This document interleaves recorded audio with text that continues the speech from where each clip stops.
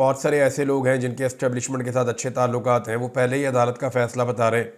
हालांकि अदालत का जो फ़ैसला है वो सिर्फ जज को पता होना चाहिए फ़ैसला होने से पहले, लेकिन यहाँ पे जो है लोग अंदाज़े भी लगा लेते हैं। अंदाज़ों के अलावा वैसे भी सबको पता है कि इमरान खान साहब को लंबे अरसे से विक्टिमाइज़ किया जा रहा है, उन्हें बेगुनाह सज़ाएँ दी गई हैं और जितने भी फ़ैसले आए अदालतों की जानिब से, जेल के अंदर जो ट्रायल हुए वो सारे इमरान खान साहब के ख़िलाफ़ आए। उनकी बहन ने कहा जी हम तो दुआ कर रहे हैं कि इमरान खान के ख़िलाफ़ फ़ैसला आए ताकि हम फटाफट जो अगली अदालत में जाएं और मुंह काला हो जिन लोगों ने इमरान खान के ऊपर ये गंदा केस बनाया उनका भी। तो उनका कुछ ऐसे बोलना है। इस पर शुएब शाहीन साहब ने एक बड़ा ज़बरदस्त पेपर जारी किया है जिसमें इस केस की समरी है कि एक्चुअली ये अलकादर यूनिवर्सिटी का केस है क्या। अगर इसको सिंपल करना है तो इसमें 4 चीज़ें हैं जिसके बारे में उन्होंने कहा, और असल सवाल के बारे में उन्होंने कहा कि वो भी इसमें एक है जिसका पता चलना चाहिए। एक, उन्होंने कहा कि हुसैन नवाज को 190 मिलियन की अदायगी। इसका पहला नुक्ता ये है कि नवाज शरीफ के बेटे ने लंदन में 9 अरब रुपए का फ्लैट मलिक रियाज के बेटे की कंपनी को 18 अरब रुपए में बेचा। नंबर 2 नुक्ता वो ये बता रहे हैं कि नेशनल क्राइम एजेंसी ने इस रकम को जब्त कर लिया, ये कहते हुए कि जी इतने पैसों में क्यों आपने बेच दिया और ख़रीद लिया, यानी ये इतने का तो है ही नहीं ये अपार्टमेंट। वो तो फिर सौदा वहीं पे हो गया। लेकिन एनसीए ने मुश्तबा ट्रांजैक्शन पर कार्रवाई का आगाज़ किया और एनसीए ने ही इनसे सवाल किया कि ये जायदाद दुगनी कीमत पर क्यों फ़रोख्त की गई। फिर तीसरा मरला यह है कि रकम की पाकिस्तान में मुंतकली। उन्होंने कहा जी रकम सुप्रीम कोर्ट ऑफ पाकिस्तान के अकाउंट में मलिक रियाज ने जो बैरिया टाउन कराची के हवाले से जुर्माने की अदायगी करनी थी उसमें ये रकम वापस ला के पाकिस्तान में जमा करवा दी गई। और इसमें एनसीए का और मलिक रियाज का एक मुआहदा हुआ था कि इसको खुफिया रखा जाएगा और इस शर्त के ऊपर यह रकम पाकिस्तान को देने का फैसला किया गया। पाकिस्तान ने खुफिया रखने की शर्त को तस्लीम करते हुए रकम ले ली। अगर तो ये फैसला गलत था पाकिस्तान की काबीना का, तो पूरी कैबिनेट का फैसला गलत था, पूरी काबीना अंदर होनी चाहिए। इमरान खान अकेले के खिलाफ जज फैसला नहीं दे सकता। नंबर 2, अगर ये फैसला गलत था तो उसके बाद शहबाज शरीफ ने काबीना बनाई, फैसले को रिवर्स नहीं किया। बाद में एक निगरान काबीना बनाई गई, फैसला रिवर्स नहीं हुआ। अभी फिर शहबाज शरीफ ने काबीना बनाई, फिर फैसला रिवर्स नहीं हुआ। तो ये भी उतने ही कसूरवार है। फिर आखिरी नुक्ता उन्होंने लिखा कि अलकादर ट्रस्ट को ज़मीन, यानी मलिक रियाज ने सीरतुन नबी सल्लल्लाहु अलैहि वसल्लम अलकादर ट्रस्ट के लिए 458 कनाल ज़मीन अतलिया की। अलकादर ट्रस्ट मंसूबा ये रकम पाकिस्तान आने से 1 साल पहले शुरू हो चुका था, यानी ये रकम बाद में आई 1 साल बाद, ये केस ही 1 साल बाद हुआ। लेकिन ये जो मंसूबा है अलकादर ट्रस्ट यूनिवर्सिटी वाला, ये 1 साल पहले का है। तो इमरान खान का इसमें कोई ज़ाती फ़ायदा साबित नहीं हुआ। आम सवाल वो ये पूछ रहे हैं कि हसन नवाज को लंदन जायदाद की खरीदारी के लिए 9 अरब रुपए इजाफी अदायगी पर खामोशी क्यों है, ये सवाल शुएब शाहीन साहब ने पूछा। बहरहाल आज इमरान खान साहब 10 साल बुशरा बीबी के बारे में अलग सज़ा बताई जा रही है, इमरान खान के बारे में अलग सज़ा बताई जा रही है। इमरान खान साहब ने जो स्टेटमेंट दिया वो बड़ा अहम है। इमरान खान साहब क्या कहते हैं, मैं आपको स्टेटमेंट पढ़ के सुना देता हूँ उनका। और ये 2 जगह पे उनके स्टेटमेंट है। एक को तो खुद इमरान खान साहब के ट्विटर अकाउंट से ट्वीट किया गया, एक्स के ऊपर उसको पोस्ट करके डाला गया। ये बयान है जी, अलकादर ट्रस्ट के भोंडे केस में मेरे खिलाफ फैसला देकर पूरी दुनिया में अपना मजाक बनवाएंगे और अपना मुंह मजीद काला करेंगे। मुझे एक ऐसे मुकदमे में सज़ा देने जा रहे हैं जिससे मुझे 1 टके का फ़ायदा नहीं हुआ, ना ही हुकूमत को 1 टके का कोई फ़ायदा हुआ। इस मुकदमे में असल सज़ा तो नवाज शरीफ की बनती है जिसने 9 अरब रुपए रिश्वत की मद में हासिल किए। नवाज शरीफ और जरदारी पर मेफेयर अपार्टमेंट की तर्ज के बेशुमार मुकदमात हैं। ये वो अफराद हैं जिन्होंने तोशा खाने से महंगे तरीन गाड़ियाँ खिलाफ कानून हासिल की।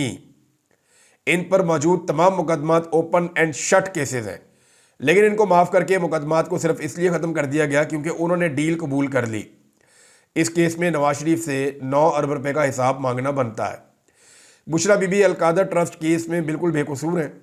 उनको केस में शामिल करने का वाहिद मकसद मुझ पर दबाव बढ़ाना था। इससे पहले भी बुशरा बीबी को 9 महीने बेगुनाह जेल में रखा गया है। दुनिया में कभी कोई शख्स जिसे मालूम हो कि वो बददयांती कर रहा है न्यूट्रल अंपायर नहीं लगाता। मैंने क्रिकेट में न्यूट्रल अंपायर का रवाज कायम किया था और अब भी कहता हूं कि 9 मई और 26 नवंबर के वाक़यात पर एक जुडिशल कमीशन कायम किया जाए जो बिल्कुल न्यूट्रल हो और शफाफियत पर मबनी फैसला दे। हुकूमत इस मुतालबे से इसीलिए राय फरार इख्तियार कर रही है क्योंकि वो बददियानत है। हम जस्टिस अमीनुद्दीन आइनी बेंच के सरबराह को भी ख़त तहरीर करेंगे कि हमारे खिलाफ होने वाली इंसानी हकूक़ की खिलाफ वर्जियों की पटिशन सुने। हमारे जो बेकसूर लोग मिलिट्री तहवील में हैं उनको बदतरीन ज़हनी और जिस्मानी तशद्दुद का निशाना बनाया गया। हमारे मुकदमात को तरजीही बुनियादों पर सुना जाए। हमने इंसानी हकूक़ की आलमी तंजीमों और अक़वाम मुत्तहिदा को भी इस सिलसिले में ख़त लिखने की तैयारी मुकम्मल कर ली है। क्योंकि पाकिस्तान की किसी भी अदालत से हमें इंसाफ नहीं मिल रहा, तो इसलिए हम अब जा रहे हैं आलमी सतह पे। कादी फ़ायद ईसा और आमिर फ़ारूक एस्टेब्लिशमेंट के ओपनिंग बेस्टमेंट का किरदार अदा करते हैं। अब जो आईनी बेंच बना है वो भी इन्हीं की एक्सटेंशन है, जैसे वो कादी फ़ायद ईसा और आमिर फ़ारूक साहब के बारे में बात कर रहे हैं। पूरी दुनिया में इंसानी हकूक़ की पामाली की कोई माफ़ी नहीं मिलती। जनरल पनूशे मगरिब का ताकतवर जनरल था, लेकिन इंसानी हकूक़ की पामाली और तशद्दुद करने पर उसको कड़ी सज़ा सुनाई गई। हमारे सियासी वर्करों को अगवा करके तशद्दुद किया गया। 9 मई में जिसने तहरीक इंसाफ को खैराबाद कह दिया, उसके तमाम इल्ज़ामात से उसको बरी कर दिया गया। 8 फरवरी को पाकिस्तानियों के हक पर बेशर्मी से डाका मारकर इंतखाबात को चोरी किया गया और पूरी दुनिया में अपना मजाक बनवाया गया। खुली मैंडेट चोरी के बाद पाकिस्तान में हर जानिब अदम एतमाद के, अदम इस्तेहकाम के साए हैं। 8 फरवरी को पूरी कौम यौम स्याह मनाएगी। इस दिन फॉर्म 47 की जाली हुकूमत कायम करके पाकिस्तान में जमहूरियत और जमहूर का गला घोंट दिया गया था, जिसके बाद मुल्क में ना तो सियासी इस्तेहकाम आ सका है, ना ही माशी इस्तेहकाम। हमने मुज़ाकरात ज़ाती मफादात के लिए नहीं किए, बल्कि मुल्क के वसी तर मफाद में करने हैं। पाकिस्तान को दरपेश सियासी और माशी बहरानों के खात्मे, दहशतगर्दी के मसले पर काबू पाने और मुल्क को दरपेश दूसरे संजीदा मसाइल के हल के लिए सियासी बहरान का खात्मा बहुत ज़रूरी है। ये जी इमरान खान साहब का स्टेटमेंट है। उन्होंने कुछ और बातें की हैं इमरान खान साहब ने। एक तो उन्होंने कहा कि आर्मी चीफ को हमसे माफ़ी मांगनी चाहिए, हमारे लोगों को पकड़ा और मारा गया है। अगर गंडापुर ने कहा कि 9 मई में हमारे लोग शामिल थे तो गंडापुर ने गलत कहा। यह भी इमरान खान साहब का स्टेटमेंट रिपोर्ट हुआ। फिर उन्होंने ये कहा कि अडियाला जेल में अब आपसे ज़्यादा देर मुलाकातें नहीं होंगी, मैजिक बॉल मुझे पहले ही सब कुछ बता देती है। ये मैजिक बॉल क्या है याद रखिएगा, मैं अभी आपको बताता हूँ। न्यूट्रल अंपायर के लिए पहला खिलाड़ी हूँ जिसने जदोजहद की। सुप्रीम कोर्ट के 3 सीनियर मोस्ट जजेस को बुलाएं।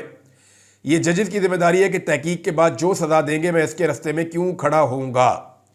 मेरी अपील है, ये कल उन्होंने बात की थी कि आज हर सूरत में 190 मिलियन पाउंड का जो केस है उसका फैसला सुनाएं। ये जजेस की जिम्मेदारी है कि तहकीक के बाद सज़ा दें, मैं उस रास्ते में खड़ा नहीं होऊंगा।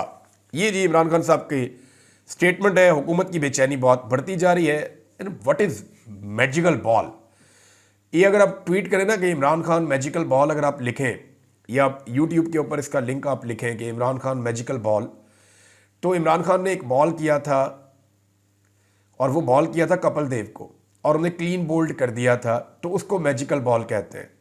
मैजिकल बॉल क्या है कि इमरान खान साहब को कंडीशंस की इतनी समझ आ जाए एक बॉलर को, और वो बॉल को अपने मुताबिक ऐसे तैयार कर ले कि फिर वो उसकी मैजिकल बॉल बन जाए। यानी उसे पता चले कि मैं बॉल को कहाँ फेंकूंगा, वो कितना स्विंग होगा और उसके बाद उसका नतीजा क्या निकलेगा। यानी कंडीशंस इमरान खान के हाथ में इतनी ज़्यादा आ गई हैं कि अब उनके हाथ में एक मैजिकल बॉल है, और वो मैजिकल बॉल के ज़रिए से पहले से मालूम कर लेते हैं कि जब मैं बॉल करूँगा तो वो कहाँ पड़ेगी और पड़ के कहाँ जाएगी और उसका नतीजा क्या निकलेगा। तो उनकी प्रिडिक्शन बेहतर हो रही है। इससे पहले भी हमने आपको बताया कि इमरान खान साहब ने जितनी भी चीज़ें प्रिडिक्ट की थी, जो उन्होंने सहाफ़ियों के साथ ऑन द रिकॉर्ड और ऑफ द रिकॉर्ड उन्होंने बातें की थी, वो सारी बातें दुरुस्त साबित हुई हैं।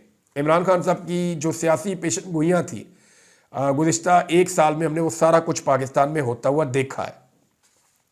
मुझे अच्छी तरह याद है कि सिद्धू जो भारत के क्रिकेटर हैं, वहाँ पे एक कपिल शर्मा शो आता है, उसके अंदर भी वो बड़ा लंबा अरसा मौजूद रहे। वहाँ पे सियासत भी कर रहे हैं भारतीय पंजाब में। नवजोत सिंह सिद्धू, उनका मैंने एक इंटरव्यू किया था, तो मेरी उनसे मुलाकात हुई गवर्नर हाउस पंजाब में, और काफ़ी देर हम उनके साथ बैठे रहे। तो जब इमरान खान की शख्सियत पे डिस्कशन हो रही थी तो उन्होंने एक और बात की थी जो आज मैं बताना चाहता हूँ। उन्होंने कहा था कि इमरान खान सिर्फ अपनी टीम का कैप्टन नहीं था, इमरान खान इतना बड़ा दिमाग है कि ये ऐसे हालात पैदा कर देता था कि दूसरा कैप्टन जो फैसला करता था वो इमरान खान की मर्जी के मुताबिक होता था।